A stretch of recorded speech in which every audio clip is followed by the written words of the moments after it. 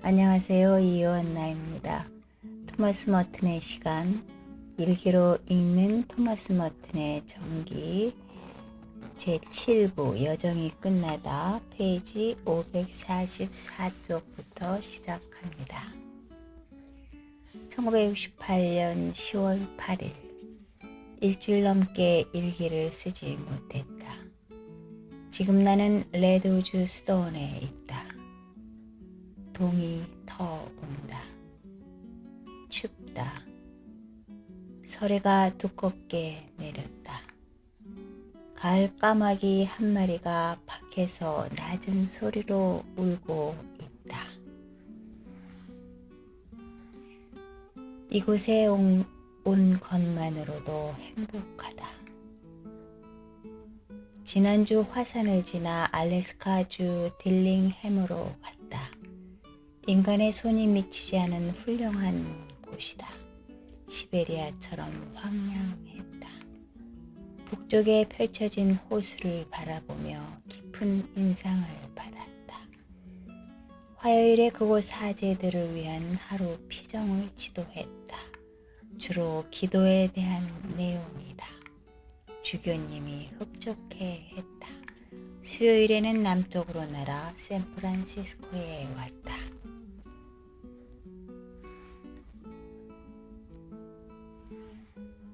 (1968년 10월 15일) 태평양이 굉장히 푸르다.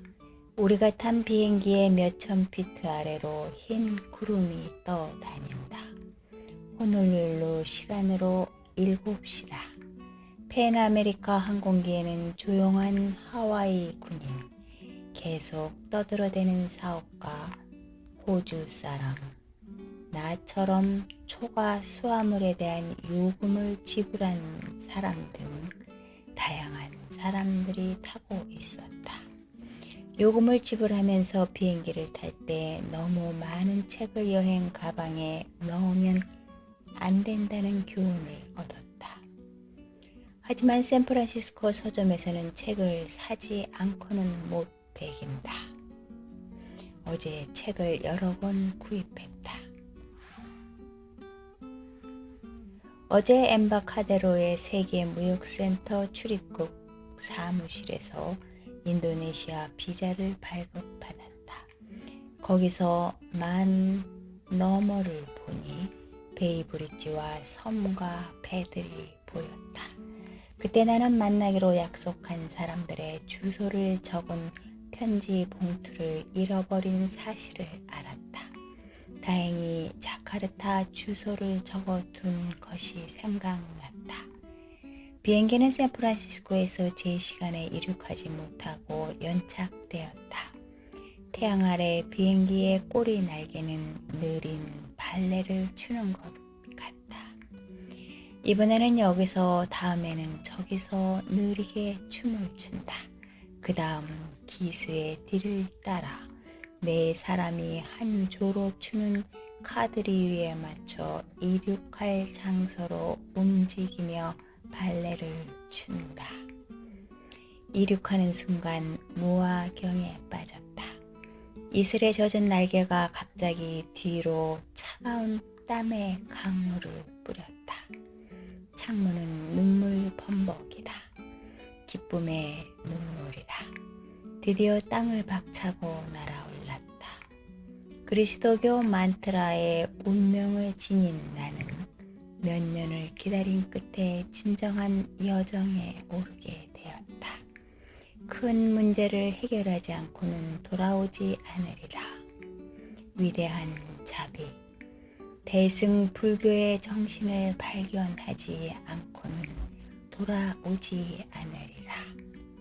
비행기는 빛나는 도시를 지나 동체를 기울이면서 동쪽을 향해 날아간다. 오늘 아침은 안개도 없다. 큰 건물들이 뒤로 지나간다. 푸른 공원이 보인다. 골든 게이트 너머 큰 건물들이 뒤로 지나간다. 푸른 공원이 보인다. 골든게이트 너머 큰 붉은색 달이 금문교의 손짓을 보낸다. 뮤어스, 보데가만, 포인트 레이, 2개의 작은 파이섬, 그리고 아무것도 보이지 않는다. 푸른 바다뿐이다. 드디어 불교의 본 고장에 간다. 이 육신을 지닌 채 한 번도 가본 적이 없는 곳이다.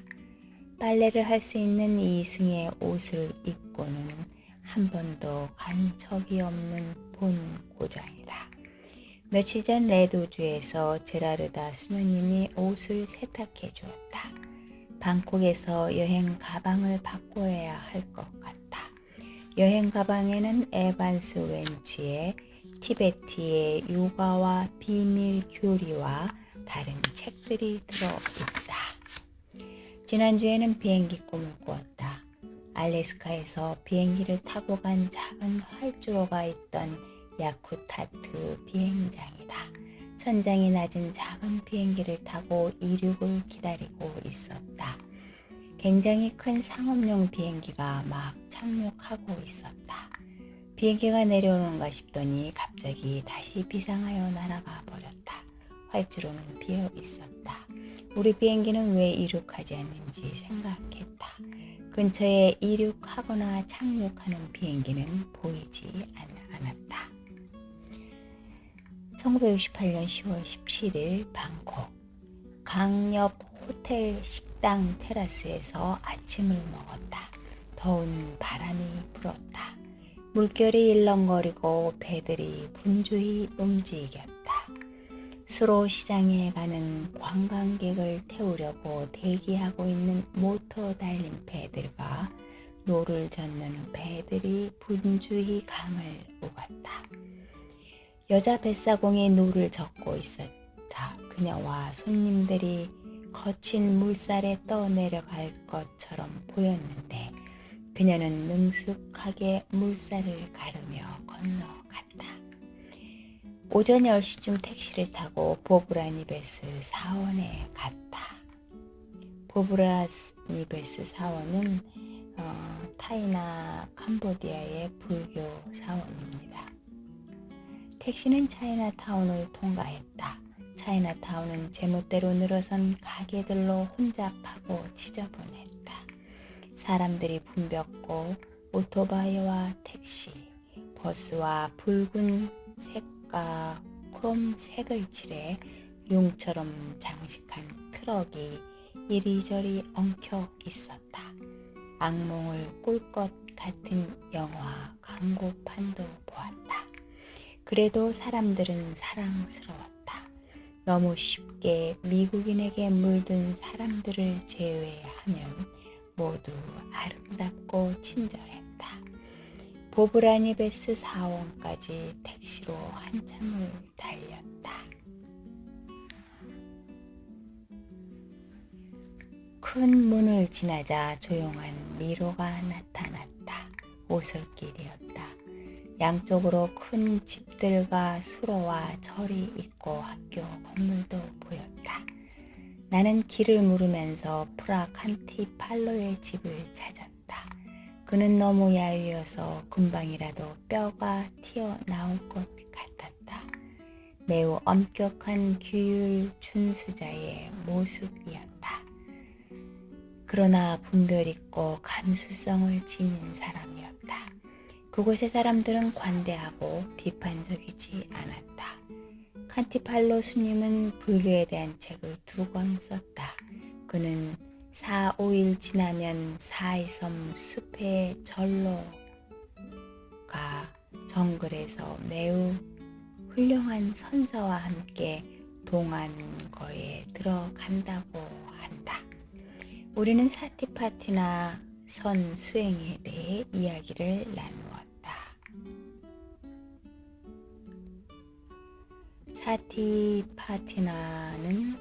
사티파타나 선 수행은 몸, 마음, 느낌, 법에 대해 골똘히 관찰하여 깨우침을 얻는 사념처 수행을 가리킨다고 옹기니는 말하고 있습니다. 저녁에 큰 스님이신 카오쿤 사사나 사보 하나를 만났다. 매우 인상적인 분이었다. 그는 매우 지쳐 보였다. 조금 전 어느 스님의 답의식을 마치고 돌아왔다고 했다. 그는 테라와다의 목적에 대해 들려주었다. 그는 깨달음에 대해 이야기하면서 한 단계 한 단계 점진적 과정을 밟아 나가는 것이 중요함을 강조했다. 칸티팔로 스님이 영어로 표현하기 어려운 부분을 간간히 통역해 주었다. 큰 도움이 되었다. 나는 해탈한다는 말이 무슨 뜻인지 물었다. 그가 말했다. 신부님께서 방콕에 있을 때 이곳에 있다는 것을 알지요. 이곳에 오기 전에는 전에 들은 것만으로만 방콕에 대해 알고 있었지요. 우리는 계단을 하나씩 밟고 올라갑니다.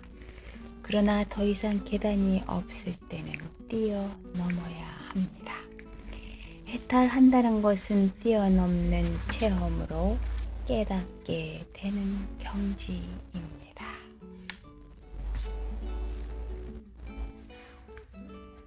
1968년 10월 18일 방콕.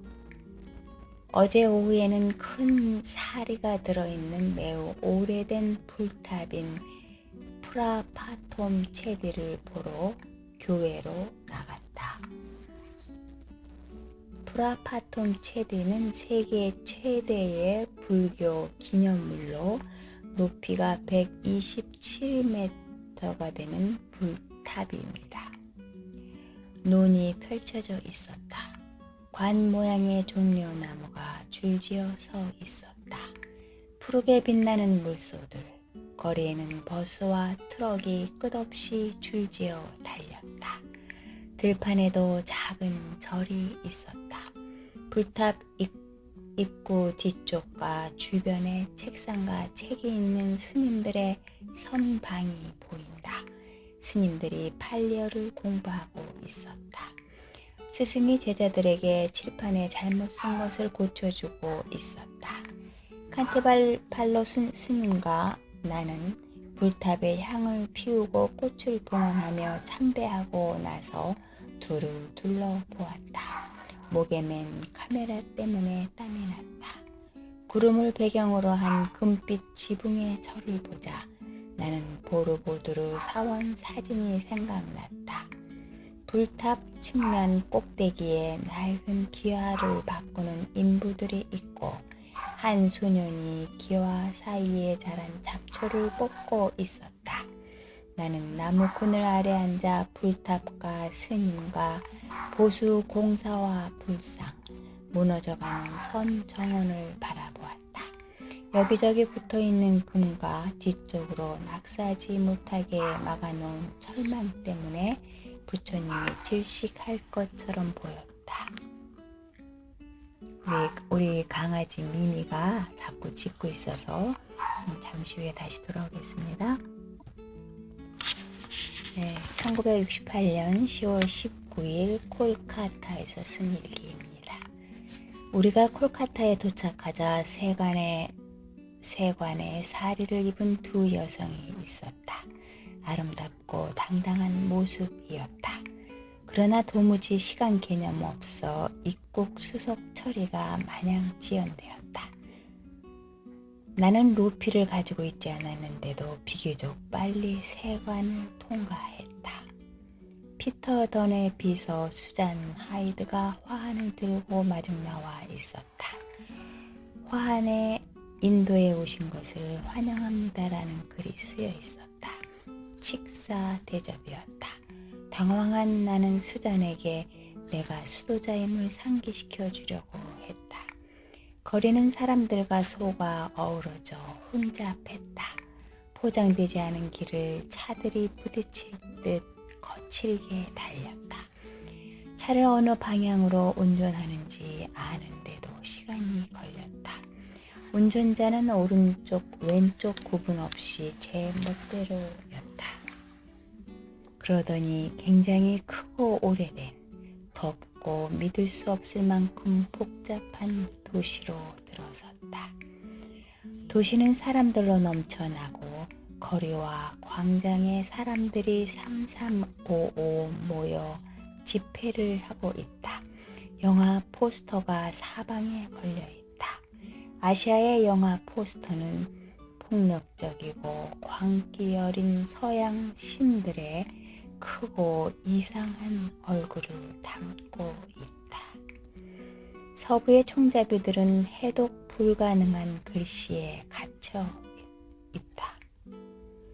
그들은 사랑과 미움, 열망과 탐욕, 복수 등의 격렬한 감정의 화신으로 그려져 있다. 존 웨인이 8개의 팔을 가진 사나이로 그려져 있는데 그는 이미 너무 많은 총을 가졌으니 적절한 표현일 수도 있겠다. 프랭크 시나트라가 시바에 춤을 추는 모습도 기발한 착상이다. 콜카타 같은 도시에서 관광객들이 우스꽝스럽고 어처구니 없는 상황을 맡기 일수다. 길 옆 사람들 사이로 소들이 느릿느릿 걸어가고 거리 중심에는 소똥이 쌓여 있다. 그렇지만 사람들은 아름다웠다. 거린들 모습에 가슴이 찢어지듯 아팠다. 내가 탄 택시 옆으로 갑자기 어린 소녀가 나타나더니 예쁜 웃음을 지으며 손을 내밀었다. 나는 아직 인도의 루피를 가지고 있지 않았다. 소녀는 마치 물에 빠져 익사하는 것처럼 택시에 부딪히더니 쓰러졌다. 나는 죽고 싶을 만큼 괴로웠다. 그 소녀 모습을 지울 수 없다. 한 사람에게 돈을 주면 아이들이 벌떼처럼 택시로 달려들었다. 작은 남자아이가 택시문을 잡고 애처로운 소리로 울면서 따라오자 운전수가 돌아보며 주먹을 쥐고 때리겠다고 협박했다.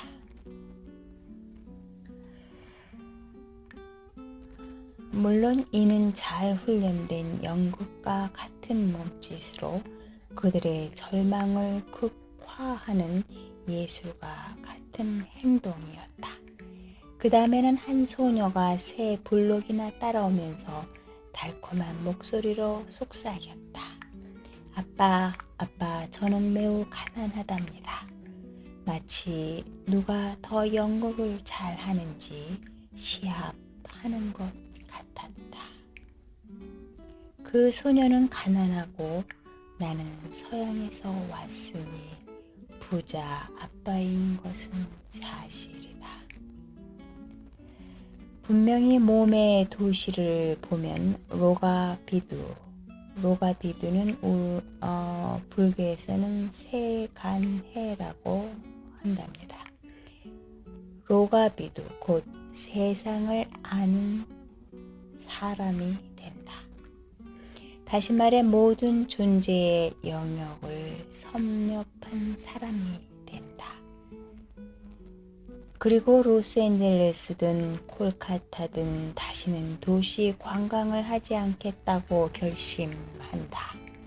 콜카타는 가면을 벗은 도시다. 사람들은 웃음 짓고 아무데나 배설하고 초연하면서도 지쳐 있고 젊으면서 늙었고 늙어 보이는 젊은이들이 넘쳐나는 도시다. 콜카타가 충격적인 것은 완전히 다른 광기를 느끼게 하기 때문이다. 가난하면서도 풍요가 넘치는 광기. 어떻게 보면 합리적인 것 같으면서 이해할 수 없는 광기에 압도당한다. 미국도 겉으로는 모든 것이 정상적인 것 같지만 알 수 없는 광기에 사로잡혀 그 광기를 발산하려 한다.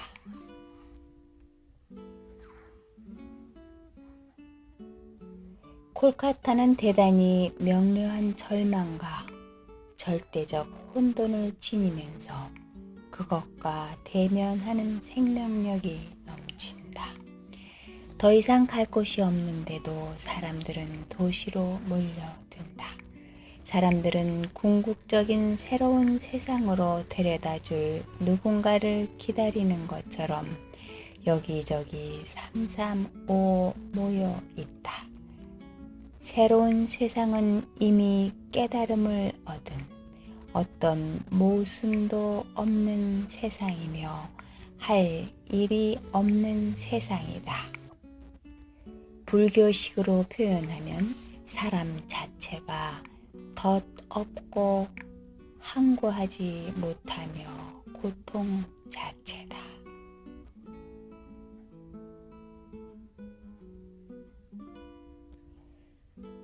각자는 사람들이 지닌 열망의 부정이 되면서도 희망의 표징이 되는 세상이다. 나를 사로잡는 것은 간디가 사람들에게 삶의 모범적 예표를 제시하면서 그들을 하나의 의식으로 이끈 점이다.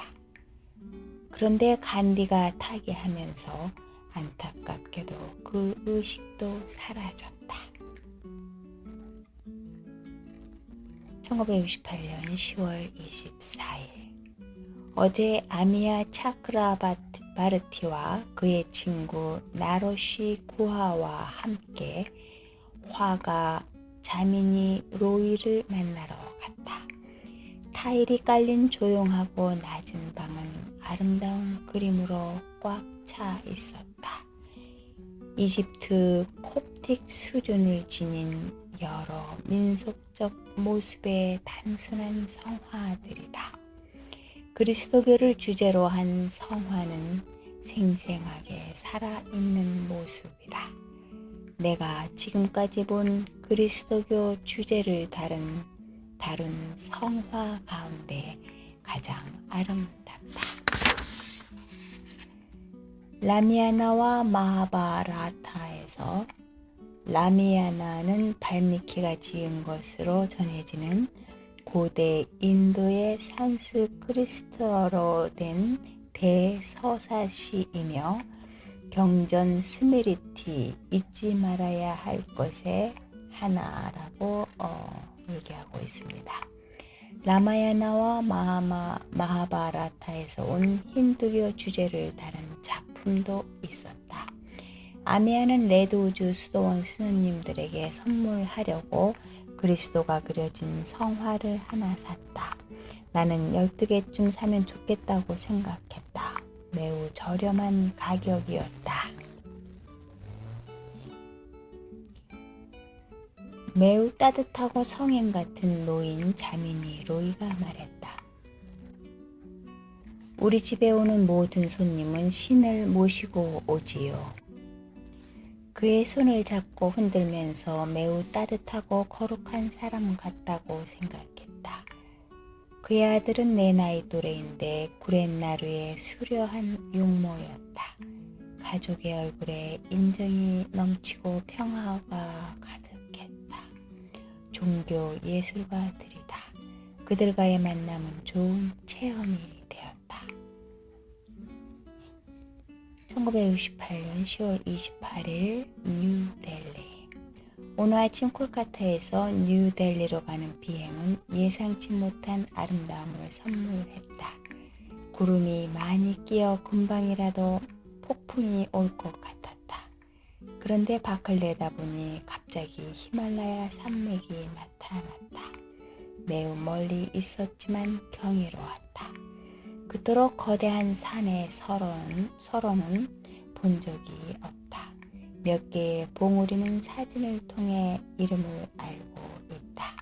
포코하라 봉과 그 뒤로 안나푸르나 봉이 보인다. 이름을 다 알 수는 없지만 여러 봉우리 가운데 가장 높은 봉우리를 찾았다. 에베레스트 봉과 칸젠증가 봉이 멀리 보인다. 마지막으로 굉장히 크고 웅장한 산이 보이는데 이름을 모르는 산이다. 그리고 아래로 겐지스강이 흘렀다. 광활한 평원이 펼쳐지면서 농장과 마을, 길과 수로가 나타났다. 아름다운 풍경이 이어졌다. 그리고 델리 주변에 메마른 고원이 나타났다. 바위들이 솟아 있었고 불에 탄 마을도 보였다. 아직 뉴델리를 많이 보지 못했지만 이곳이 진짜 인도라는 느낌이 든다. 낮고 폭이 넓은 붉은색 돔을 보았을 뿐이지만 호텔 건물은 콜카타의 오베로이 호텔보다 깨끗하고 덜 낡은 편이다. 콜카타에는 택시들이 해마처럼 복잡한 거리에서 애처롭게 울부짖고 다녔다. 이곳 뉴델리에는 나무도 많고 자전거와 오토바이도 많다.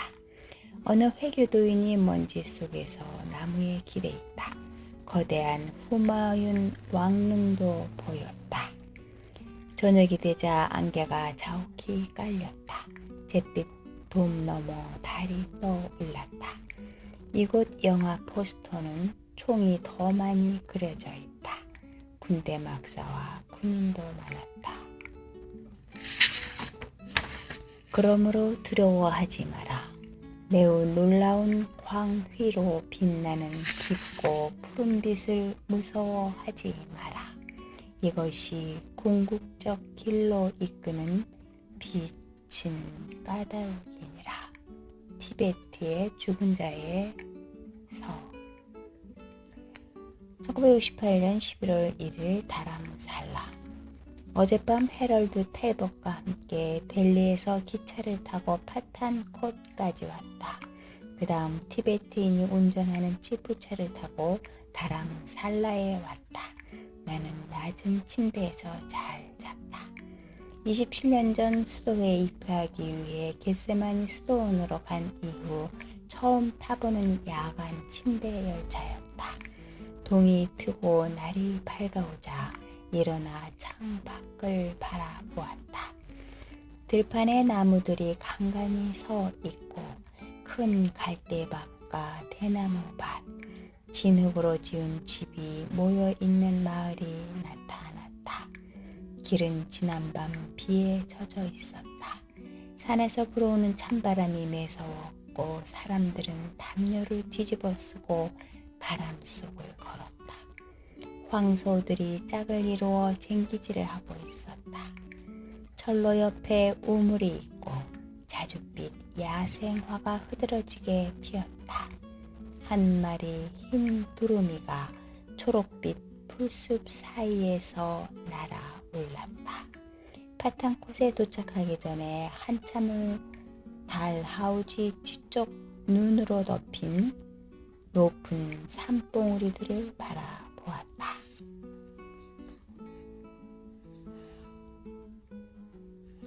오후에는 히말라야 산맥의 진수를 보았다. 마을을 벗어나 산으로 오르는 길을 따라 걸었다. 구불구불한 소나무 길이었다. 티베트 사람들이 살고 일하는 곳을 지났다. 어느 지점에 이르니 아래 목조지에서 염소 치는 사람의 피리 소리가 들렸다. 몇백 미터 산 아래로 강을 휘감아도는 산골짜기는 잊히지 않을 풍경이었다. 다시 작은 오솔길로 접어들자 손에 염주알을 굴리며 기도하면서 돌멩이로 작은 탑을 쌓는 대여섯 명의 티베트인을 만났다. 이유는 알 수 없지만 염소쥐기 인도 사람이 그들이 만든 탑을 두드려 보았다. 산에서 내려오는 길에 라마슨과 함께 걷는 유럽식 옷을 입은 사람을 만났다. 그는 자신을 데자르댕에 통역을 하는 소남 하지라고 소개했다. 그는 라마슨을 먼저 보내고 나와 함께 호텔에 와서 차를 마시며 이야기를 나누었다. 네, 오늘은 페이지 555페이지까지였습니다. 안녕히 계세요.